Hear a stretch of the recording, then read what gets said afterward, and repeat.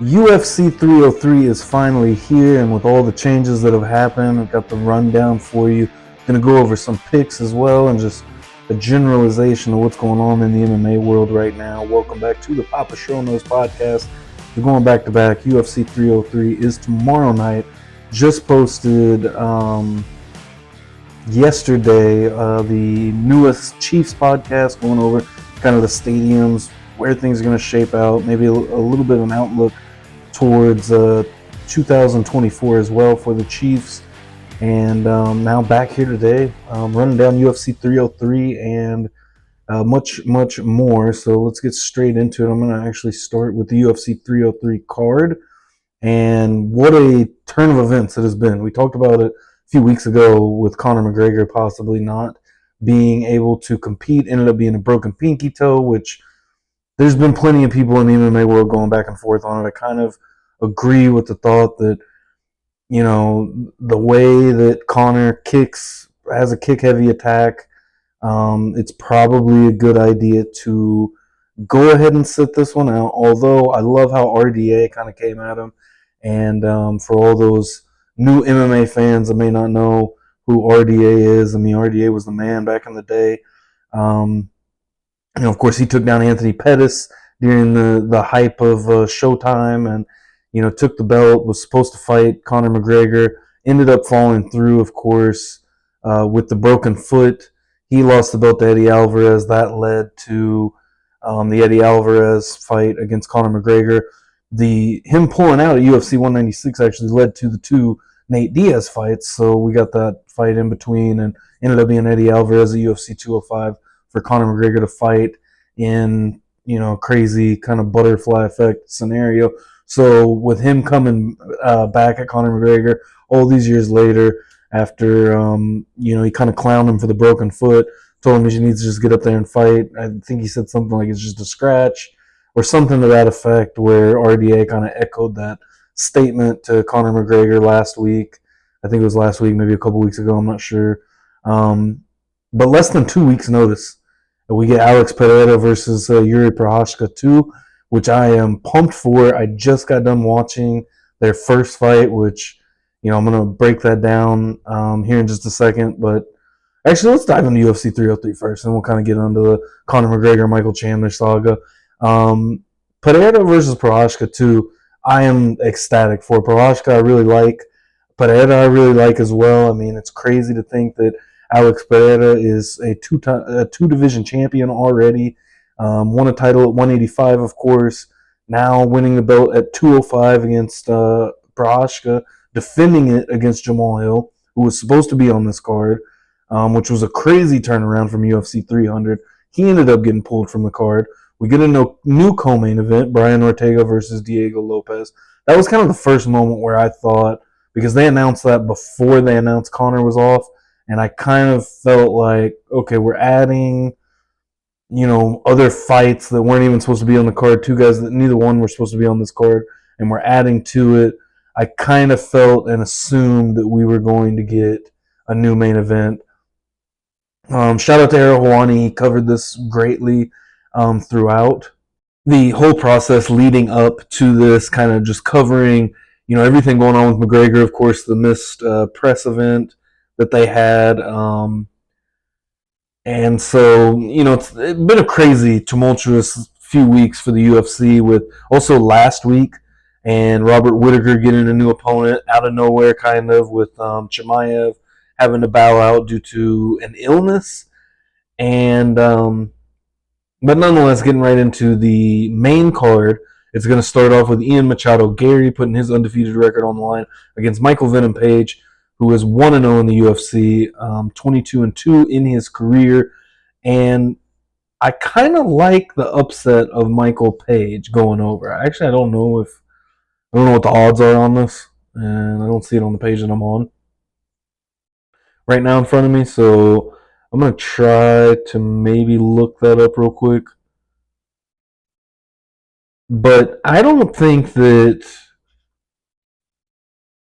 I don't know, man. I don't know if Ian Machado Gary is going to be ready for what Michael Venom Page has to offer. He was definitely very confusing to Kevin Holland. And I don't know what Mike Perry is doing in bare knuckle, which we're going to get into that in a minute later on in the show. But I don't know what the hell is going on with the Super Saiyan powers that man gets from bare knuckle boxing, because he was able to absolutely put it on Michael Page, and I think that Page looked great against Kevin Holland in his UFC debut.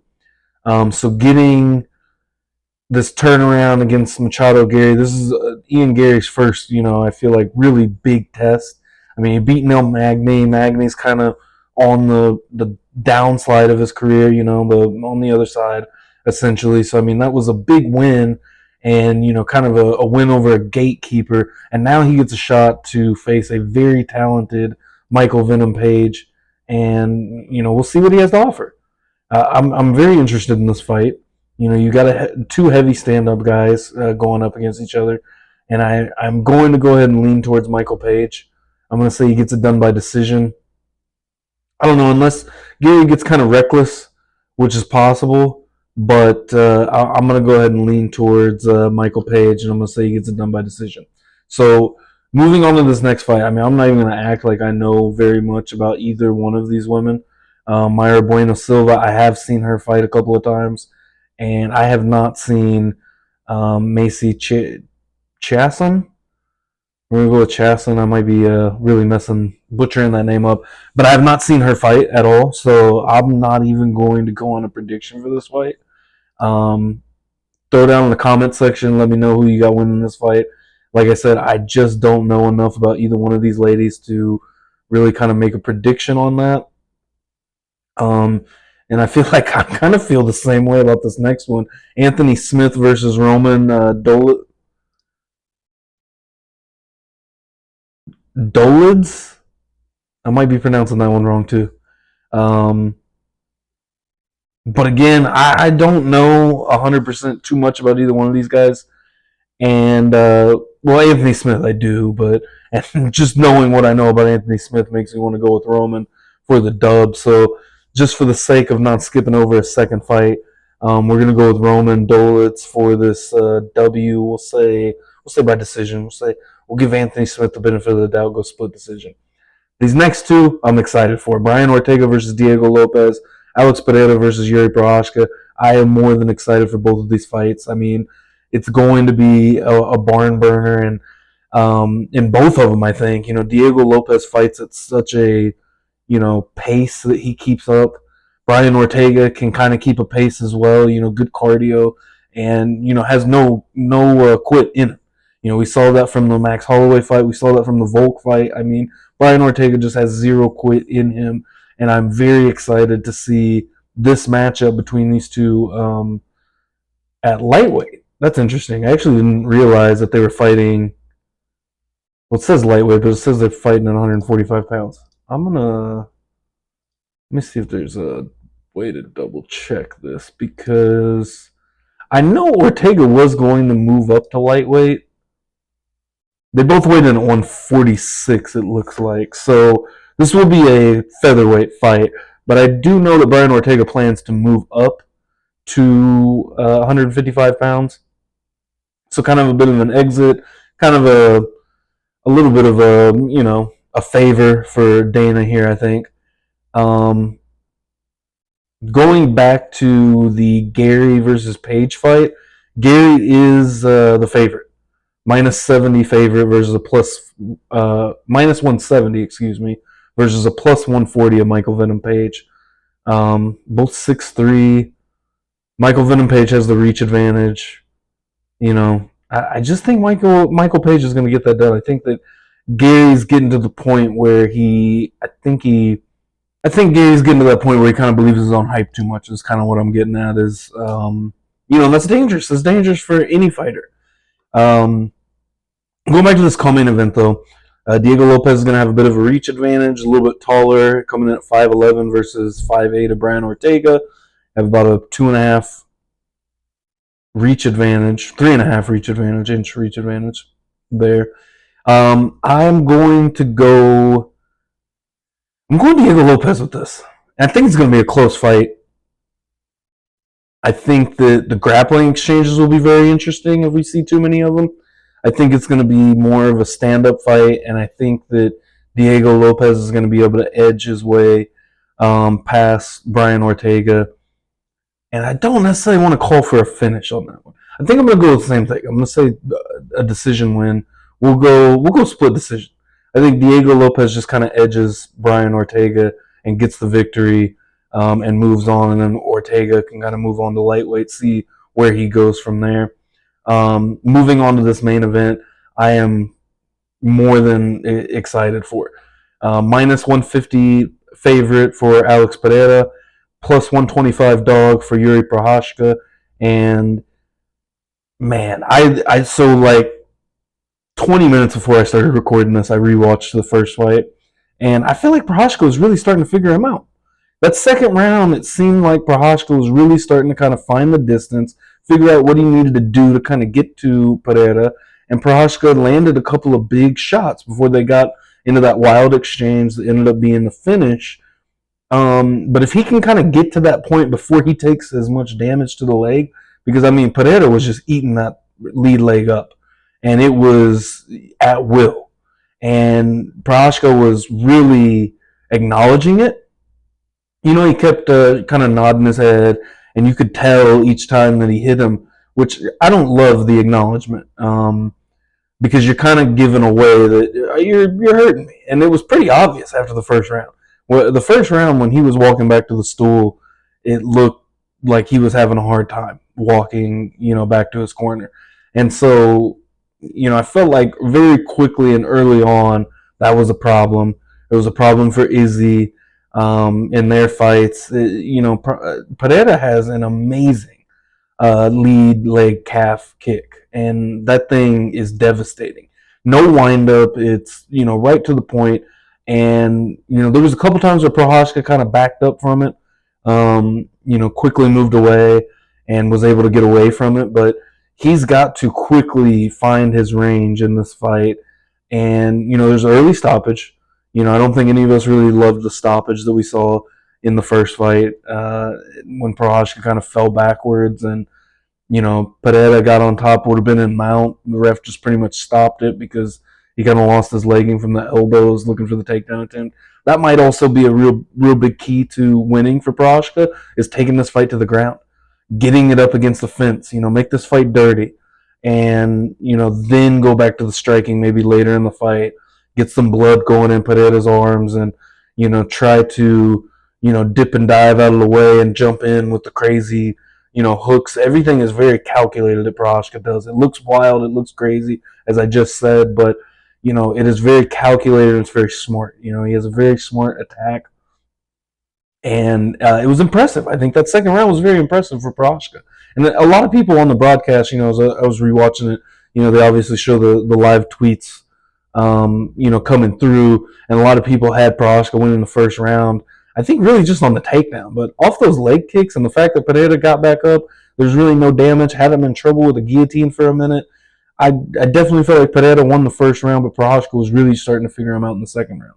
So with all that being said, I'm going to come back to this and say I just don't know if I can pick against Pereira right now. I just don't think I can pick against him. I'm going to go with a third round finish this time. I think Prochazka, stays in there a little bit longer, but Prochazka has all the tools to win this fight. I absolutely 110% think Prochazka has all the tools to win this fight. Although I am going to go with Pereira with my official picks. So we're going with MVP. We're going to go with Dolids. We're going to go Diego Lopez, and we're going to go Pereira. So my picks for UFC 303 right there. Let me know in the comments below what you think, who's winning Saturday night, tomorrow night by the time this comes out, and what method. How are these guys going to get things done? And let me know about the women's fight, Mayra Bueno Silva versus Macy Chison. Probably butchering that. Definitely butchered a couple names on this card. But nonetheless, Just want to give a quick shout out to all my subscribers. If you're not subscribed, make sure you smash that subscribe button. Hit the like button too if you enjoy especially the MMA related content. Pushing a couple of different things. Obviously, the channel stays, relatively football oriented. But MMA is a great passion of mine. Trained martial arts for a long time, fought, and I have a great passion for the sport. So I do enjoy making this content. So smash that like button and hit the subscribe as well if you enjoy it as well. We're still on that race to 200 subscribers that we're looking to hit before the NFL season starts. 165 was the count that I saw this morning. It's amazing. This month of June has been absolutely terrific for the channel, so I appreciate all the support. And again, one more time, smash that subscribe button. Let's hit that 200. Smash that goal. So getting on the back half of this episode, I kind of wanted to go over just a few things of, one, the Conor McGregor situation.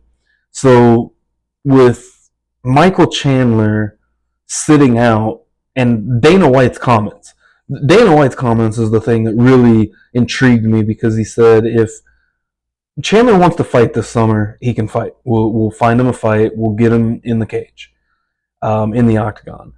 And that to me says that it's going to be a minute before we see Conor McGregor. If he says this summer, I mean, I get it's already going to be July next week, but for a broken pinky toe, it's a broken pinky toe. And I mean, if you've trained at all, if you've been in a gym and you've smashed up your toes by kicking somebody's kneecap or, kicking the bag wrong or something, I just don't see this is where I kind of agree with both sides, because Chael Sonnen has been very critical of Conor McGregor in a situation from what I've seen. And then I also saw Joe Rogan put out and say, pushing the fight back is smart. And, Conor saying that I'm going to be 100% healthy when I fight. And that's all good. Realistically, who's 100% when they fight? I don't think there's a lot of people that ever come into a fight 100%, no matter what level that you're fighting at. I fought on an amateur level and didn't have a right thumb when I fought. And it's part of the game. So I feel like pushing it back is one thing. But if we're going to be waiting until, mid to late fall or even the winter time, I don't know. I don't think that you lose much hype in the fight, because one, it's Conor McGregor. Conor McGregor is going to draw. Michael Chandler, I think, is going to draw as well. Obviously he's not Conor McGregor, but Michael Chandler is amongst the hardcore fans, they're going to be there to watch a Michael Chandler fight. If you've watched any of his fights in the UFC, he's a dog. He fights. If you've seen any of his Bellator fights, the fights between him and Eddie Alvarez, are just stuff of legend in the sport. And if you haven't been around that long and watching that long, I would tell you to go seek those fights out and go watch Eddie Alvarez versus Michael Chandler in Bellator. Absolutely insane fights. Yeah, go watch those fights. They're crazy. And that dude has, a chin of granite. So I don't think that we see Michael Chandler fight anybody before he fights Conor McGregor, but I don't think that it's going to be a quick turnaround. I don't think that it's going to be something that you're going to see them rebooked for August or even September at this point, probably.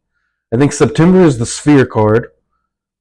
October, maybe the earliest is what we're looking at. Maybe. And even with Dana saying we'll find a fight for him over the summer if he wants to fight this summer, that makes me think more like at least November, December, January. I almost feel like January would be the real target date, because you start a new year. Let's start off fresh. Let's get Conor in here. Let's, start off our fiscal year well, money-wise as a company.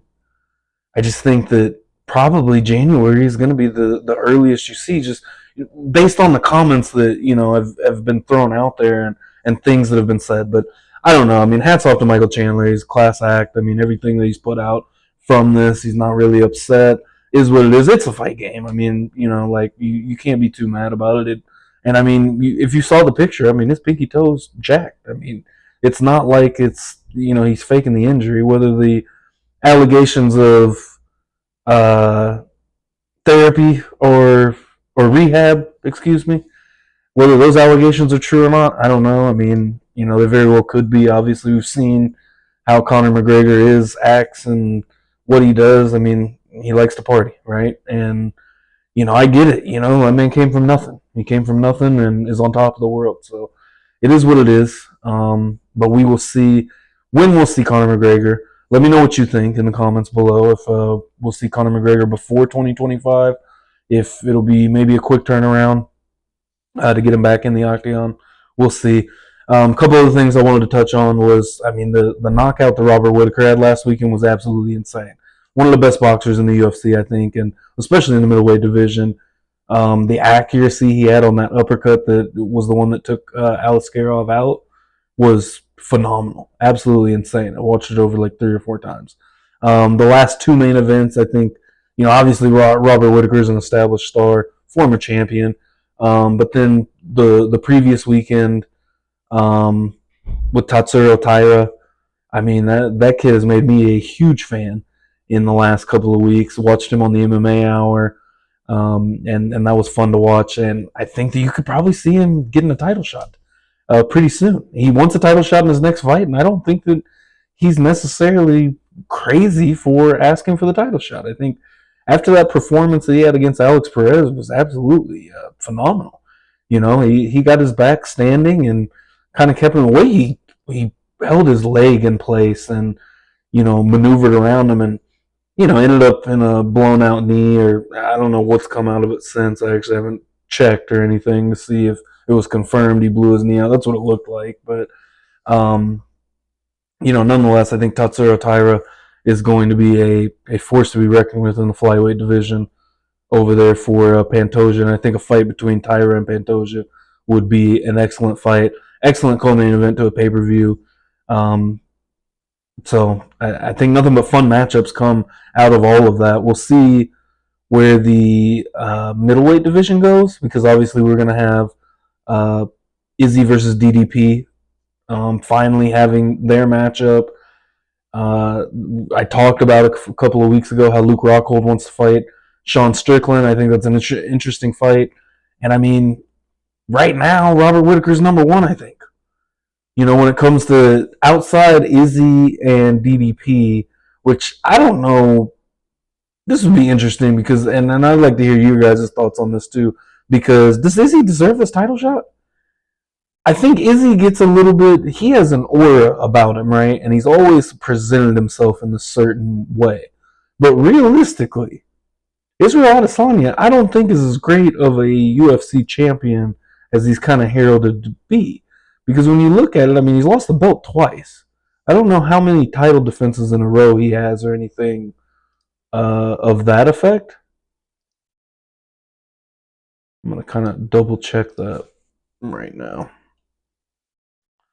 Just to look. Because I feel like Izzy's kind of held in a higher regard than what he's really kind of lived up to.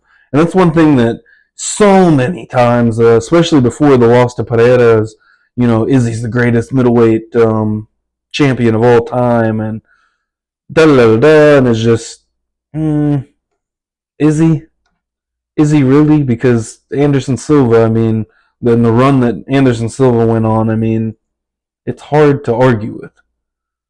He moved up to light heavyweight, obviously. That was back in 2021. Lost the decision to Jan Blachowicz. Ended up beating Marvin Vettori, who he had already beat at that point on his way to the belt.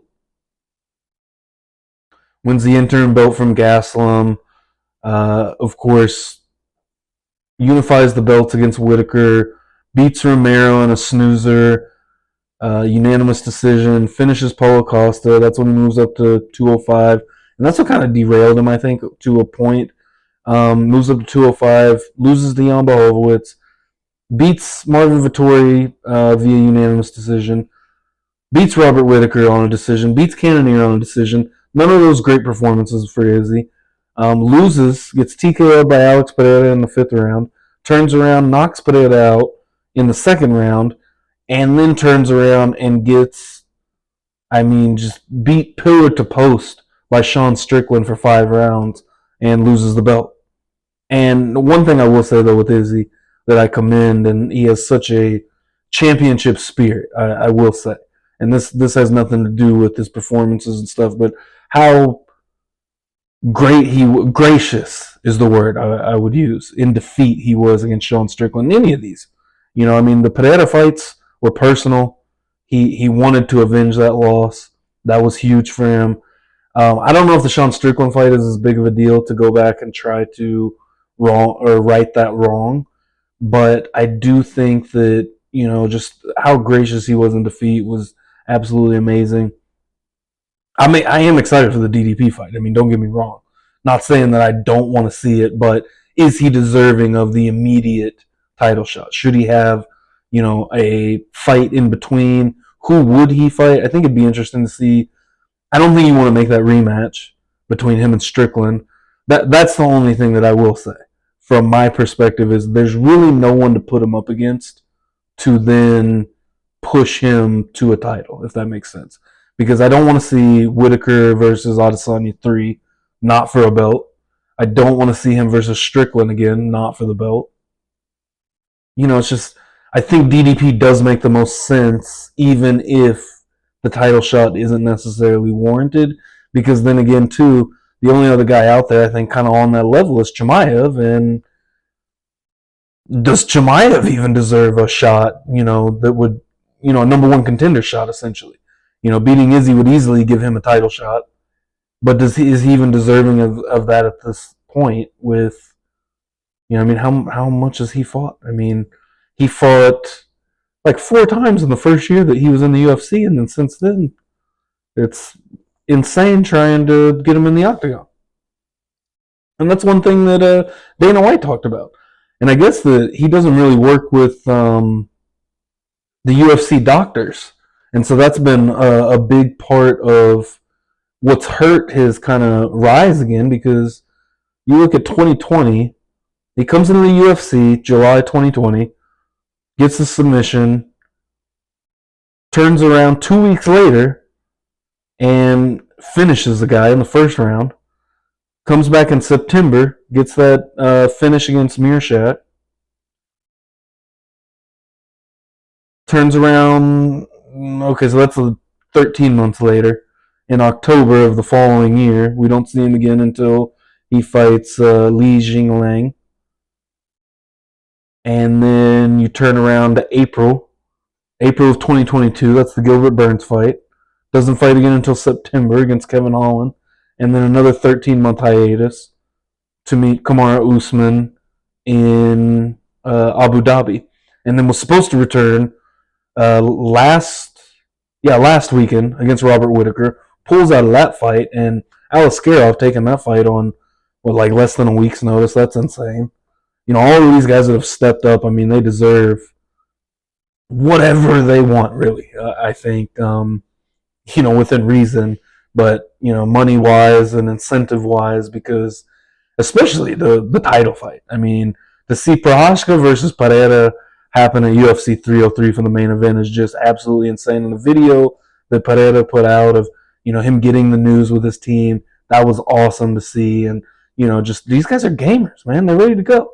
It's awesome to see. I cannot wait for these fights tomorrow night. So the last thing that I want to talk on is the Jake Paul versus Mike Perry fight.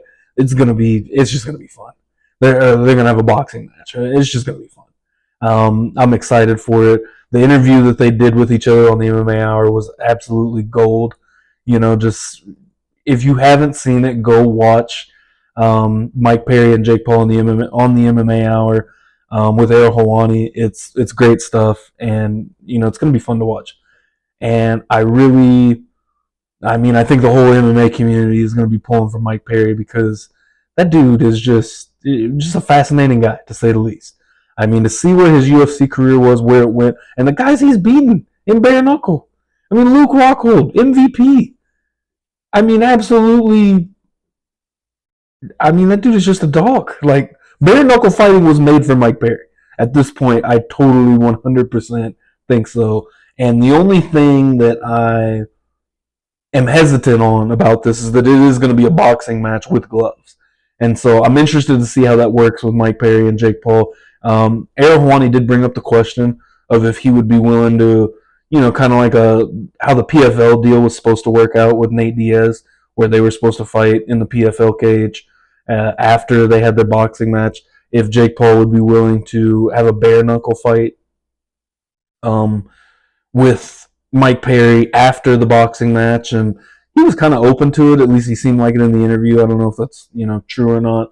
I mean, Jake Paul's kind of a gamer too. I mean, I have to hand it to him. I mean, I was just like any other MMA fan that was not on board with the Jake Paul stuff. It's kind of annoying. He's just kind of going around beating up some of our legends that are all old, out of shape, and over the hill. But he's definitely put the work in, and it'll be interesting to see where he goes from here, because this is one of those big time matchups that just happened to work out. And I think it was Errol Hawani and the crew kind of talking about it afterwards, where this is who you want to see him fight. I don't care about Jake Paul and like working himself up the ranks in boxing. I mean, nobody cares about that. And I mean, we want to see these novelty fights, and Mike Perry is the perfect fight for him.